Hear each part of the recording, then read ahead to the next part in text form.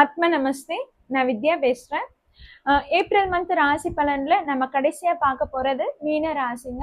இந்த மீன ராசினருக்கு தாங்க 7.5 சனி போயிட்டு இருக்கு. ஜென்மத்துல சனி இருக்குது. கண்டிப்பா உங்களுக்கு குழப்பங்களும் கவலைகளும் கேள்விகளும் அதிகமா இருக்கதான் செய்யும். 7.5 சனி தாக்கத்தோட வீரியம் கொஞ்சம் அதிகமா ஆயிருக்கும் தான் சொல்லணும். ஏன்னா பாக்கிய பஞ்சாங்கத்தின்படியும் சனி இப்போ மீன ராசியில தான் இருக்கிறாரு. அதே மாதிரி குரு வக்ர நிவர்த்தி அடைஞ்சிட்டாரு. குரு வக்ர நிவர்த்தி, அதாவது உங்க ராசி அதிபதி குரு வக்ர நிவர்த்தி அடைஞ்சிட்டு 10ஆம் இடமான தனுசு வீட்டுல பார்வை செலுத்துறதுனால உங்களுக்கு வேலை தொழில இருந்த பிரச்சனைகளும் சிக்கல்களும் சரியாகுது. இதுக்கப்புறம் கொஞ்சம் நிம்மதியா இருக்குது. ஓரளவுக்கு அந்த ஸ்ட்ரெஸ் குறைஞ்சிட்டு இருந்தாலும் ஃபேமிலி லைஃப்ல கொஞ்சம் பிரச்சனைகள் அதிகமா தான் இருக்கு.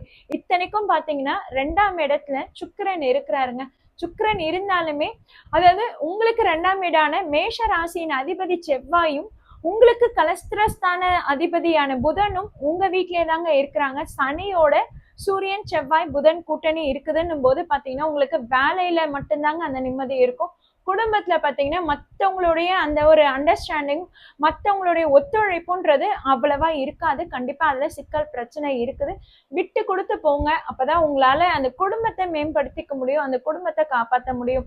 தேவையில்லாத ஒரு சஞ்சலத்தையும் தேவையில்லாத மன அழுத்தத்தையும் நீங்க குடும்பத்துல வெளிப்படுத்தும் போது அது பிரிவு வரைக்கும் போகலாம். அதனால குடும்பத்துல கொஞ்சம் விட்டு கொடுத்து போறதே நல்லது.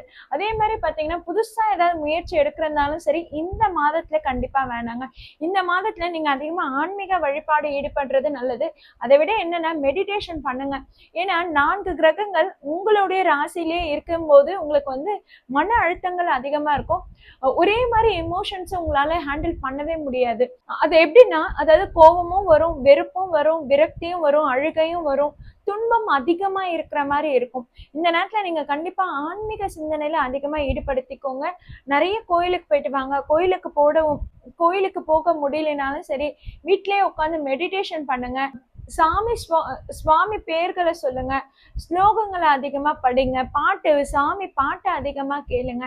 இந்த மாதிரி நீங்க அதிகமா ஆன்மீக சிந்தனையில ஈடுபடுத்திக்கும் போது உங்களுக்கு அந்த துன்பம் துயரம் குறையும். அதே மாதிரி பாத்தீங்கன்னா மீன ராசினர் வந்து கோளாறு பதிகம் அதிகமா கேட்கலாம். வீட்டுல எப்பவுமே கோளாறு பதிகம் ஒலிக்க விடுங்க. அதை விட ஹனுமன் சாலிசா கேளுங்க. ஹனுமன் சாலிசான்றது என்னன்னா 7.5 சனியோட தாக்கத்தை குறைக்கும். உங்களுக்கு இருக்கிற அந்த துன்பம் துயரத்தை எல்லாத்தையும் தொடச்சு எடுத்துரும். அதனால ஹனுமர் வழிபாடு தொடர்ந்து பண்ணுங்க. மீன ராசினர் தொடர்ந்து ஹனுமன் வழிபாடு பண்ணும்போது அந்த 7.5 சனி பாதிப்புல இருந்து கொஞ்சம் கொஞ்சமா விலகி வருவீங்க. லவ் அண்ட் ரிலேஷன்ஷிப்ல இருக்கிறவங்களும் ரொம்ப ரொம்ப கேர்ஃபுல்லா இருந்துக்கோங்க. தேவையில்லாத பிரச்சனைகள் ஏதாவது ஏற்பட்டாலும் சரி, அதை நீங்க சரி பண்றேன்னு நீங்க எடுக்கிற முயற்சிகள் திரும்ப திரும்ப பிரச்சனைகளை அதிகமா ஏற்படுத்தி போகும். காலம் கடந்து போகும்போதே அந்த பிரச்சனையெல்லாம் கொஞ்சம் கொஞ்சமா அந்த டைம் ஹீல் பண்ணும். ஓகேங்களா? நீங்க அவசரமா இப்பவே சரி பண்ண முடியாதா, இப்பவே நான் இதெல்லாம் சரி பண்ணணும்னு அவசரப்படாதீங்க. அது இன்னும் பிரச்சனைகளை அதிகமா ஏற்படுத்தி தான் கொடுக்கும்.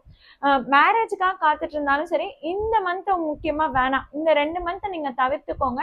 ஏன்னா ஜூன் மந்த்ல உங்களுக்கு குரு பார்வை வருது. உங்க ராசி அதிபதி குரு உச்சம் அடைகிறாரு. அங்கிருந்து 9ஆம் பார்வையா உங்க வீட்டையே பாக்குறாருன்னும் போது குரு பலன் ரொம்பவே நல்லா இருக்குங்க. அதனால கண்டிப்பா உங்களுக்கு ஜூன் மந்த்ல இருந்து ரொம்பவே நல்ல அலைன்ஸ் வரும். ஸோ இந்த மந்த் நீங்க எதிர்பார்க்கவும் வேண்டாம்.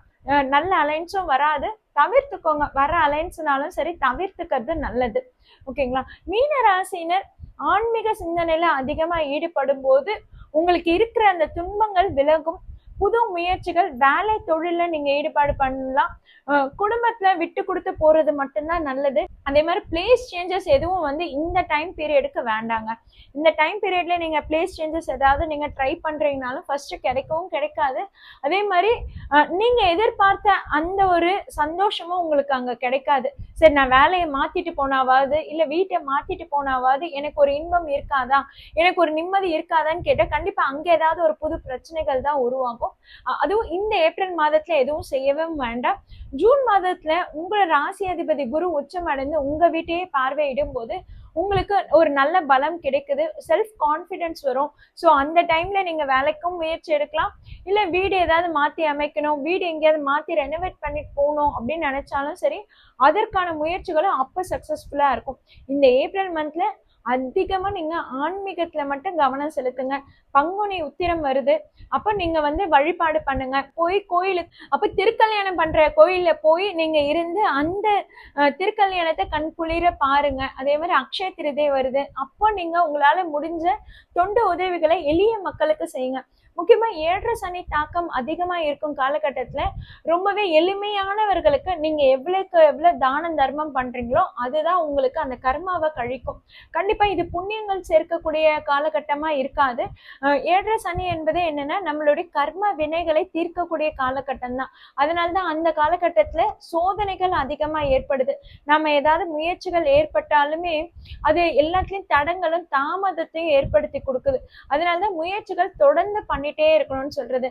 கவர்மெண்ட் ஜாபுக்கு யாருன்னா ட்ரை பண்ணிட்டு இருக்கீங்கனாலும் இந்த மே ஜூன் மந்த்ல ட்ரை பண்ணி பாருங்க. உங்களுக்கு உங்களோட ஜாதகத்துல அதற்கான அமைப்பு இருக்குன்னும் போது கண்டிப்பா மே ஜூன் மந்த் உங்களுக்கு சாதகமா இருக்குங்க. சோ மீன ராசியினர் கண்டிப்பா ஹனுமன் வழிபாடு பண்ணிட்டு வாங்க, உங்களுக்கு நல்ல பலன்களை கொடுக்கும்.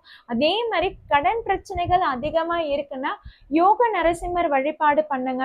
நான் வந்து இந்த கடன் பிரச்சனையை தீர்க்கறதுக்கு எவ்ரி மந்த் ஒவ்வொரு மாதமும் மைத்திரை முகூர்த்த நேரம் சொல்லிட்டு வரேன். அந்த மைத்திரை முகூர்த்த நேரத்தை பயன்படுத்தி அந்த நேரத்துல நீங்க உங்க கடன் அமௌண்ட்டை கட்டும் போது கண்டிப்பா உங்க கடன் பிரச்சனை தீருங்க.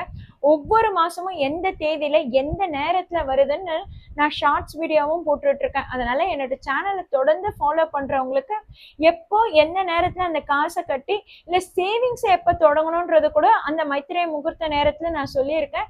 அதெல்லாம் நீங்க பயன்படுத்திக்கும் போது உங்களுடைய கடன் பிரச்சனை கண்டிப்பா தீருங்க. ஆஞ்சநேயரை விட்டுடாதீங்க, அவர் தான் உங்களை காப்பாத்துவாரு. அவர் தான் அந்த சனியோட தாக்கங்களை குறைப்பாரு. ஓகேங்களா? சோ உங்களுக்கு தெரிஞ்சவங்க மீனராசினர் யாராவது இருந்தாலும் அவங்களுக்கு இந்த வீடியோ ஷேர் பண்ணுங்க, கண்டிப்பா பயனுள்ளதா இருக்கும். வணக்கம்.